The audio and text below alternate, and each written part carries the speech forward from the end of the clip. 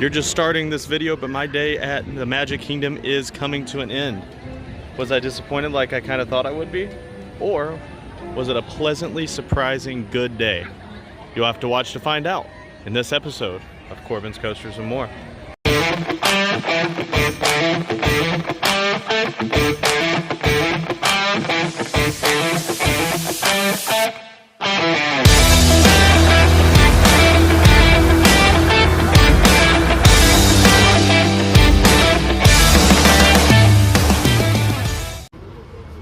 So I never knew there were multiple ways to get to Magic Kingdom. So first of all, when you park at the transportation center. You don't park at actual Disney World. I learned that this was because Walt Disney didn't want you to see the park before you got there and didn't want you to see outside of the park when you're in there. But I completely forgot my mask because masks don't really exist anywhere else anymore. So they don't let you on the monorail or on the bus, but they will let you on the ferry boat that I didn't know they had.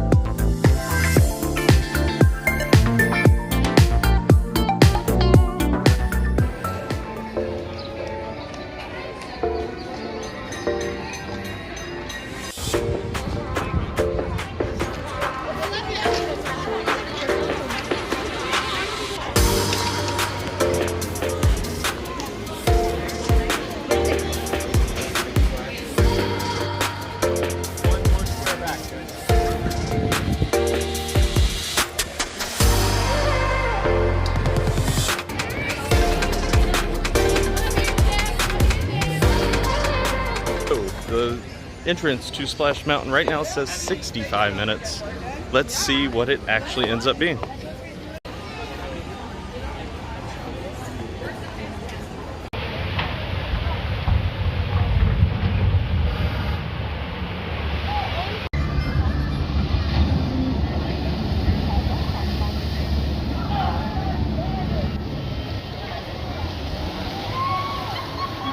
So hopefully I get to ride later, but right now I've been in line for about 30 minutes and it's been broken. About 20 of that, the ride went down.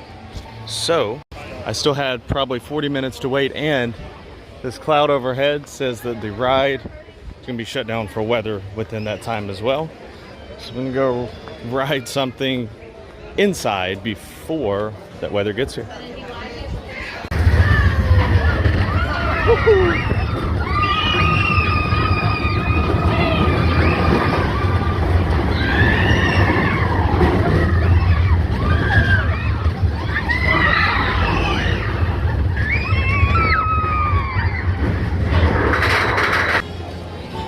Right, roller coaster number 200.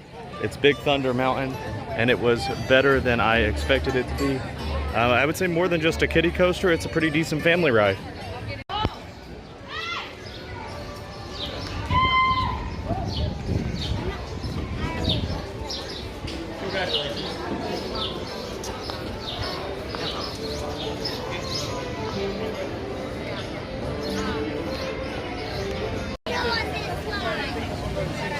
So yeah, this is the line for Pirates. It says 35 minutes. It's thundering, so all the outdoor rides are going to be closed. See, I bet this is longer than 35 minutes. But I knew I was right. I knew I had to get out of that Splash Mountain line because it would be closed for a while. So my luck, Pirates is down too. Been waiting 15 minutes. Might have gotten 5 minutes of progress, but we'll see what happens.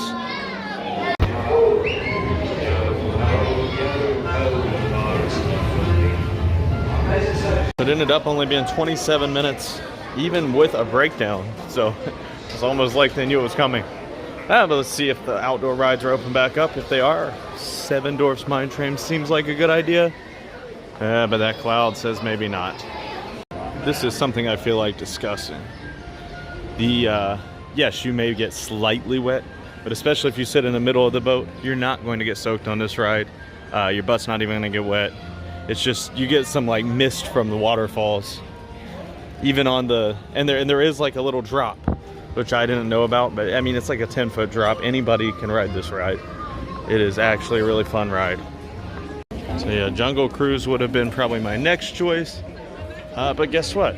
It's down like everything else. And this time it's not because of weather. So hopefully something will be open today without having to wait extra in line for it to be fixed.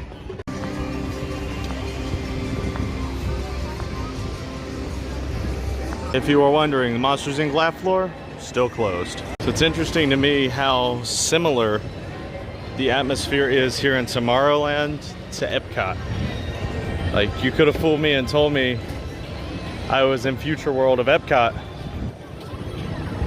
Kind of seems weird that they have 2 of the same thing. But anyway, heading to Space Mountain right now. It says 45 minutes. It's about to pour down rain, so I'd rather be in there than out here. Plus, like I said earlier, I know as soon as it starts to drizzle, all the other rides are going to close as soon as it thunders. Everyone's going to run for the indoor rides.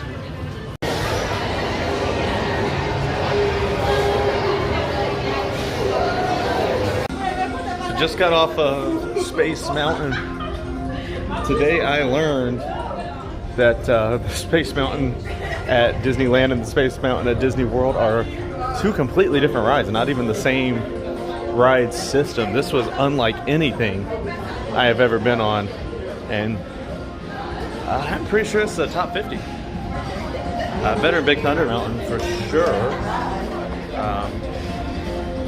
I would have gotten a POV on this one, but not like you can see anything. So I went on that completely blind, thinking it was the same as the Anaheim version of the ride. It is, for 46 years old, I'll tell you, it's a very smooth ride. The smoothest old coaster I've ever been on, by far. Built in 1975 in-house. So yeah, completely unlike any coaster I've ever been on. I guess the most similar would be, I mean, it's like somewhere between a Wild Mouse and the Wizard. So yeah, really liked it.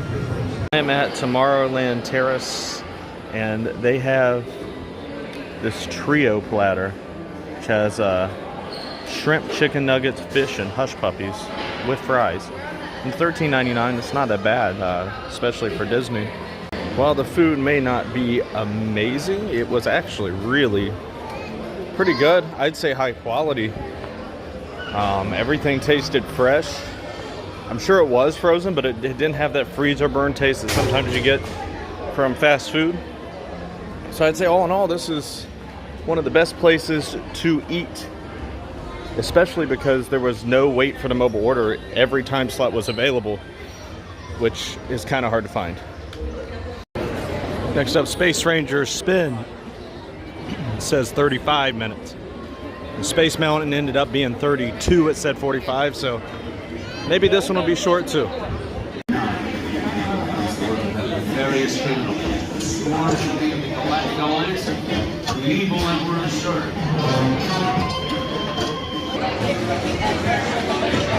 And broken down again.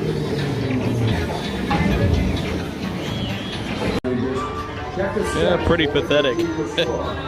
I did not realize that you got to control the spin on the ride. So, guess I'm a Ranger First Class. So I'm going to dissent with the crowd here and say that that is definitely my least favorite of all the Disney rides where you can score points.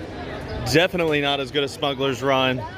Not as good as Toy Story Mania by a lot. So yeah, not my favorite ride.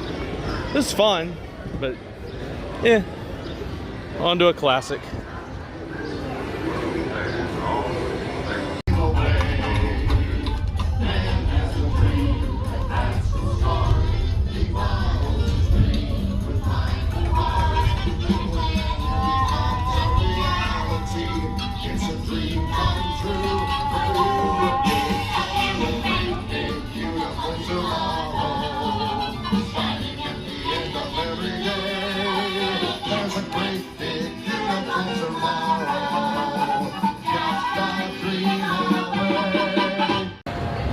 Shocker, another ride broken while I'm in line for it. I'm sure this won't last long, but this is number 4.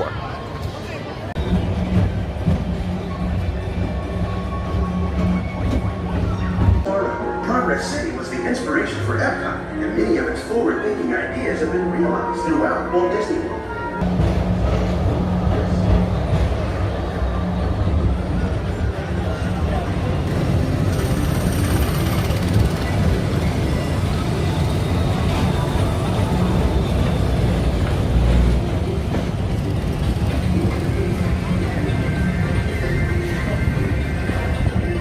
So Carousel of Progress and PeopleMover, those were pretty fun, but obviously tamer rides. I'm trying to get on Seven Dwarfs Mine Train. I know I've mentioned it in just about every clip, but the clouds are saying otherwise. The raindrops coming down. So the radar doesn't look like there's going to be thunder in the area. Let's hope.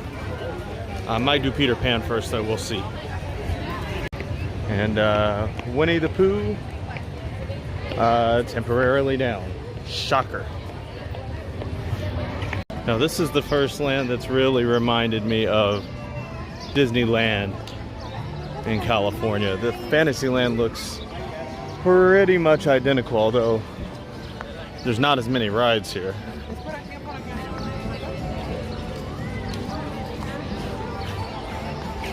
But they do have Peter Pan, which I did not get to ride in Anaheim because the line was an hour long. And they have PhilharMagic, which they don't have over there. So I'll ride a couple of these dark rides while it rains. And hopefully I'll get on the other couple big rides at some point. It's almost 4 o'clock. They close at 8. My hopes are high, but I'm not sure if they should be. And you couldn't pay me enough to go on It's a Small World. Actually, there's enough. You could pay me enough, but you'd have to pay me a lot to go on that again. It is probably, it's among the worst rides I've ever been on. The song on that ride is just absolutely irritating. So the verdict is I'm going to find the Little Mermaid ride, because that is right now the shortest wait in the park at 25 minutes. And I'm not waiting an hour in line for a roller coaster when there's storms in the area. And I'll probably just end up having to go ride a dark ride anyway. And Enchanted Tales with Belle, not sure what that is, but guess what? It's closed. There's so many people here. I haven't met all of you, so they take a little time. And you can all just shout your name on the count of 3. Come on, man, it's not a big deal. Okay, 1, 2, 3. I know this happens on Omnimovers a lot, but this is ride number 5 that's been stopped while I'm in line for it. Bienvenidos. This is a great day. And speaking of tails, Ariel traded hers in for a pair of, what do you call them? Those human thingies that make you not a fish. Legs.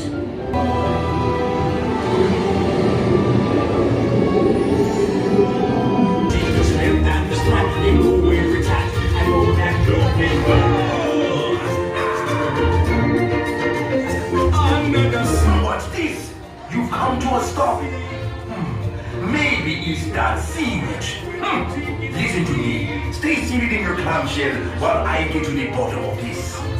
Never in my life been to a park with so many broken rides. Ever.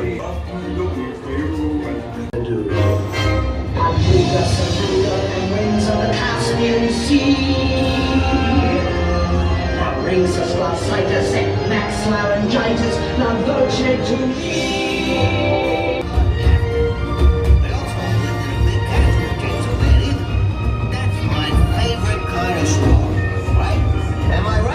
Alright, my verdict on the Little Mermaid is it is not as bad as I thought it was going to be. It's a decent ride. They made Ariel so ugly though. I don't know how they made her look so ugly. When in the cartoon she was pretty hot, so and they messed that up. Everything else is pretty good. Cute ride. Still drizzling. I don't have any more time to wait, so even in the rain, I'm going to get in line. It says 65 minutes for the Seven Dwarfs Mine Train.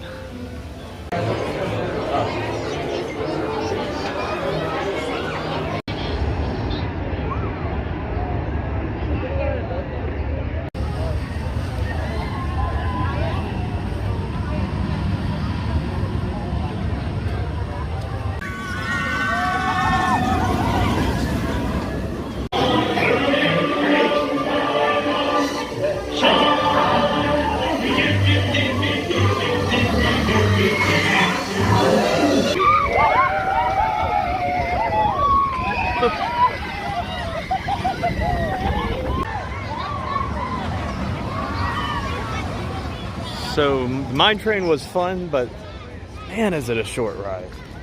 Especially for Disney. Yeah, for an hour-long wait. I don't think I'd ever wait an hour again for that ride, but it's worth doing once. Haunted Mansion is next. I've been on this one in California, so this is the first ride today that's a duplicate for me. Like I said, the roller coasters with the same name are actually different, but this is a cute little ride, and it's only a 30-minute wait.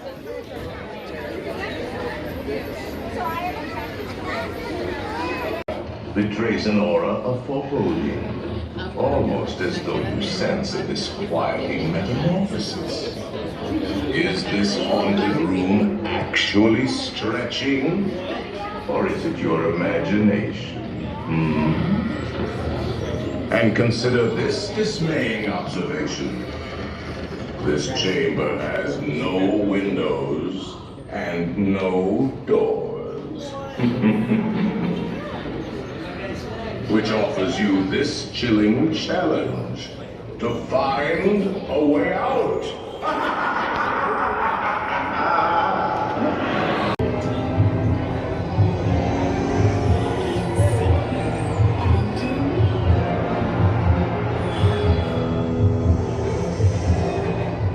Playful spooks have interrupted our tour.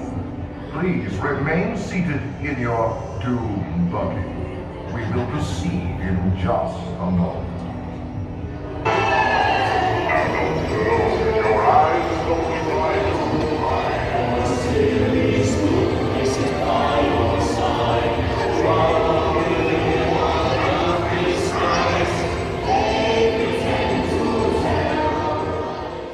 Now, I attempted to take a video of the ride, but I don't think it was any good. It's pretty dark. And I have a Samsung Galaxy, which apparently does not do dark videos very well. On a side note, this is Columbia Harbor House, right across from from Haunted Mansion. That's where the food I got today normally is when they're open. But I guess due to COVID, they're still closed. I will say though, the food lines are not bad here like they are at Universal, so happy about that.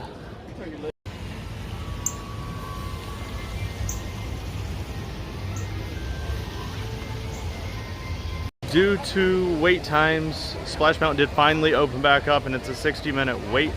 So it's less than an hour before the park closes. Looks like that's going to be my last ride. So I'm going to go ahead and give you my overall thoughts about Magic Kingdom.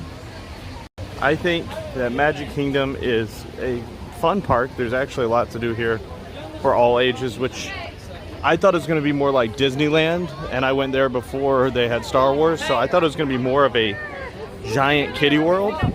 But realistically, I'd say it's a giant family world. There is a lot for every age group to do.